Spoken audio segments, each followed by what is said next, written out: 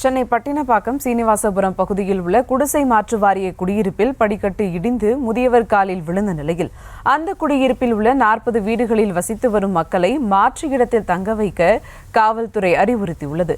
கூடுதல் விவரங்களோடு இணைகிறார் செய்தியாளர் முரளி. வணக்கம் முரளி, விவரங்கள். வணக்கம். சென்னை பட்டினப்பாக்கத்தில் 4வது மாடியில் படிக்கட்டுகள் விழுந்ததில் முதியவருடைய கால் உடைந்து எலும்பு முறிவு ஏற்பட்டிருக்கிறது.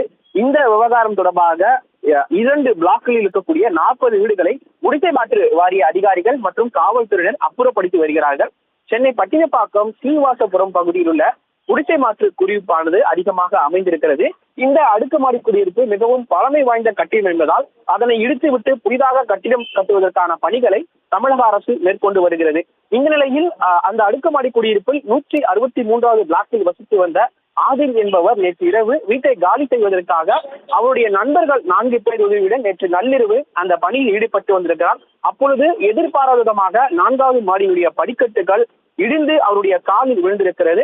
இதில் சக பணியாளர்கள் உடனடியாக அந்த முதியவரை மீட்டு ராயப்பேட்டை அரசு மருத்துவமனைக்கு சிகிச்சைக்காக சேர்த்திருக்கிறார்கள். அப்பொழுது அந்த முதியவர் ஆறுமுகத்துடைய கால் முறிவு ஏற்பட்டு எலும்பு உடைந்திருப்பது தெரிய வந்திருக்கிறது. இந்த விவகாரம் தொடர்பாக அந்த பகுதி வாசிகள் உடனடியாக பட்டினப்பாக்கம் காவல் நிலையத்திற்கு தகவல் தெரிவித்திருக்கிறார்கள். இந்த தகவலின் அடிப்படையில் பட்டினப்பாக்கம் போலீசார் மற்றும் தீயணைப்பு துறையினர் அந்த பகுதியில் இருக்கக்கூடிய மக்களை பத்திரமாக மீட்டிருக்கிறார்கள்.